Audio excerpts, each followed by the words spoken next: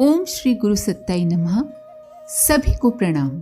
परम पूज्य गुरुदेव लिखते हैं, यह निर्विवाद सत्य है कि धर्म और सदाचार के आदर्शवादी सिद्धांतों का प्रशिक्षण भाषणों और लेखों से पूरा नहीं हो सकता। ये दोनों माध्यम महत्वपूर्ण तो हैं, पर इनका उपयोग इतना ही है कि वातावरण तैयार कर सकें। वास्तविक प्रभाव तो तभी पड़ता है जब अपना अनुकरणीय आदर्श उपस्थित करके किसी को प्रभावित किया जाए।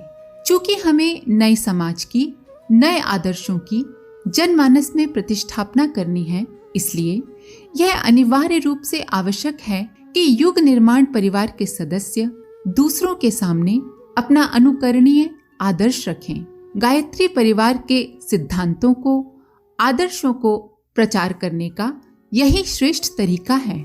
इस पद्धति को अपनाए बिना जनमानस को उत्कृष्टता की दिशा में प्रभावित एवं प्रेरित किया जाना संभव नहीं।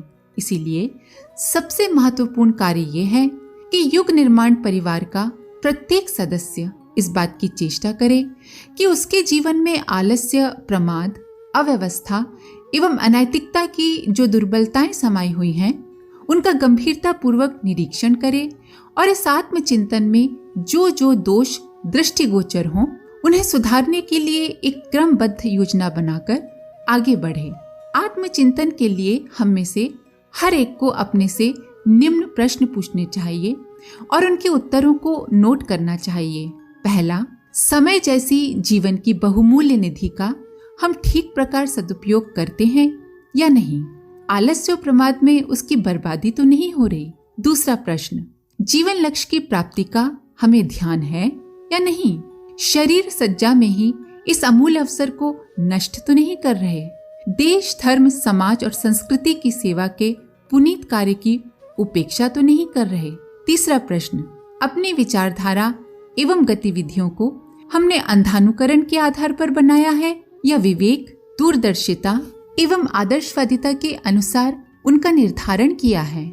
चौथा प्रश्न, मनोविकारों और कुसंस्कारों के शमन करने के लिए हम संघर्षशील रहते हैं या नहीं?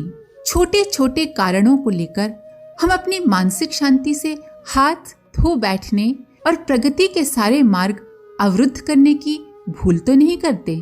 पांचवा प्रश्न, कटु भाषण, छिंद्रान्वेषण अर्थात दूसरों की बुराई करना एवं अशुभ कल्पनाएं करते रहने की आदतें छोड़कर सदा संतुष्ट, प्रयत्नशील एवं हंसमुख रहने की आदत हम डाल रहे हैं या नहीं? छठवां प्रश्न, शरीर, वस्त्र, घर तथा वस्तुओं को स्वच्छ एवं सुव्यवस्थित रखने का अभ्यास आरंभ किया या नहीं?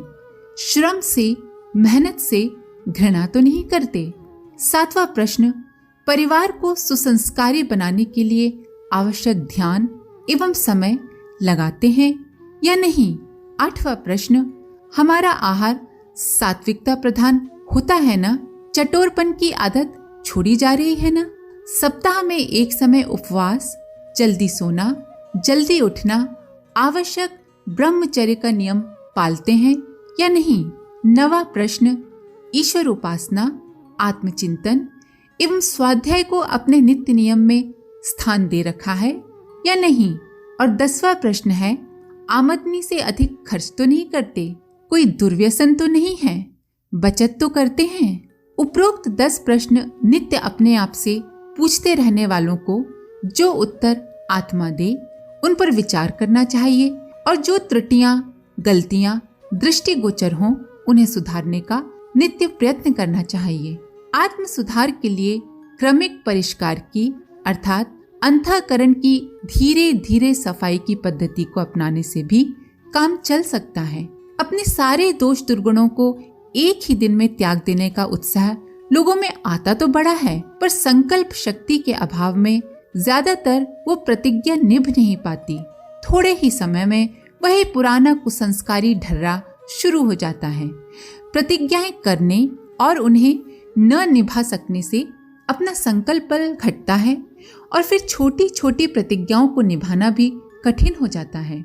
यह क्रम कई बार चलाने पर तो मनुष्य का आत्मविश्वास ही हिल उठता है और वो सोचता है, हमारे कुसंस्कार इतने प्रबल हैं कि उच्च जीवन की दिशा में बदल सकना अपने लिए संभव ही नहीं होगा।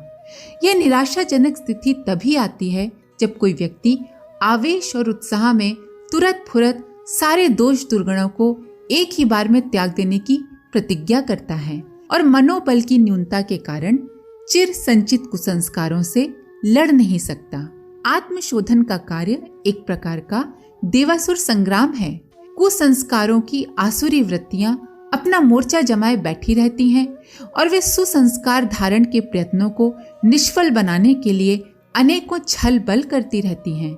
इसीलिए धीरे धीरे क्रमशः आगे बढ़ने और मंथर किंतु सुव्यवस्थित रीति से अपने दोष दुर्गुणों को परास्त करने का प्रयत्न करना चाहिए।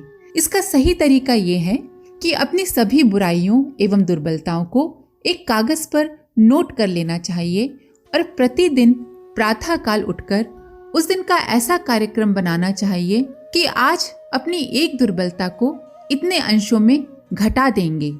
उस दिन का जो कार्यक्रम बनाया जाए उसके संबंध में विचार कर लेना चाहिए कि इनमें कब, कहाँ, कितने, किन कुसंस्कारों के प्रबल होने की संभावना है। उन संभावनाओं के सामने आने पर हमें कम से कम कितनी आदर्शवादिता दिखानी चाहिए, ये निर्णय पहले ही कर लेना चाहिए और फिर सारे दिन प्रातः काल की हुई प्रतिज्ञा के निभाने का दृढ़ता पूर्वक प्रयत्न करना चाहिए। इस प्रकार प्रतिदिन थोड़ी थोड़ी सफलता भी आत्म सुधार की दिशा में प्राप्त होती चले तो अपना साहस बढ़ेगा और धीरे धीरे सभी दोष दुर्गुणों को छोड़ सकना संभव हो जाएगा। छोटे संकल्प से बड़ी सफलताएं मिलती हैं। आज इतनी मात्रा में ही भोजन करेंगे, इतनी दूर टहलने जाएंगे, इतना व्यायाम करेंगे, आज तो ब्रह्मचर्य रखेंगे ही। बीड़ी पीने आदि का कोई व्यसन हो तो रोज जितनी बीड़ी पीते थे उसमें से एक कम कर ही देंगे। इतने समय तो भजन या स्वाध्याय करेंगे ही। सफाई एवं व्यवस्था में आज इतनी देर का समय तो लगाएंगे ही। इस प्रकार की छोटी छोटी प्रतिज्ञाएं नित्य लेनी चाहिए और उन्हें अत्यंत कड़ाई के साथ उस दिन तो पालन कर ही लेना चाहिए। दूसरे दिन की स्थिति समझते हुए फिर दूसरे दिन की सुधरी दिनचर्या बनाई जाए। इसमें शारीरिक क्रियाओं का ही नहीं, मानसिक गतिविधियों का सुधार करने का भी ध्यान रखा जाना चाहिए। प्रतिदिन छोटी छोटी सफलताएं प्राप्त करते चलने से अपना मनोबल निरंतर बढ़ता है और फिर एक दिन साहस एवं संकल्प बल इतना प्रबल हो जाता है कि आत्मशोधन की किसी कठोर प्रतिज्ञा को कुछ दिन ही नहीं वरन आजीवन निभाते रहना सरल हो जाता है। दैनिक आत्मचिंतन एवं दिनचर्या निर्धारण के लिए एक समय निर्धारित किया जाए। दिनचर्या निर्धारण के लिए प्रातः सोकर उठते ही जब तक शैया त्याग न किया जाए वह समय सर्वोत्तम है। आमतौर से नींद खुलने के कुछ देर बाद ही लोग शैया त्यागते हैं। कुछ समय तो ऐसे ही आलस में पड़े रहते हैं। ये समय दैनिक कार्यक्रम बनाने के लिए सर्वोत्तम है। शैया पर जाते से ही किसी को नींद नहीं आ जाती, इसमें भी कुछ देर लगती है। इस अवसर को आत्मचिंतन में अपने आप से 10 प्रश्न पूछने और उनके उत्तर प्राप्त करने में लगाया जा सकता है। जिनके पास अन्य सुविधा के समय मौजूद हों वे इन कार्यों को सुविधा के अन्य समय पर भी कर सकते हैं, पर उपरोक्त 2 समय व्यस्त से व्यस्त व्यक्तियों के लिए भी सुविधाजनक रह सकते हैं। इन दोनों प्रक्रियाओं को अपनाकर हम आसानी से आत्मिक प्रगति के पथ पर बहुत आगे बढ़ सकते हैं। परम पूज्य गुरुदेव के निर्देशानुसार इस वीडियो अपना मूल्यांकन भी करते रहें का स्वाध्याय हमें बीच बीच में करते रहना चाहिए ताकि आत्मनिर्माण की दिशा में हम कितना आगे बढ़े हैं इसका मूल्यांकन होता रहे। आप सभी का धन्यवाद। ओम शांति।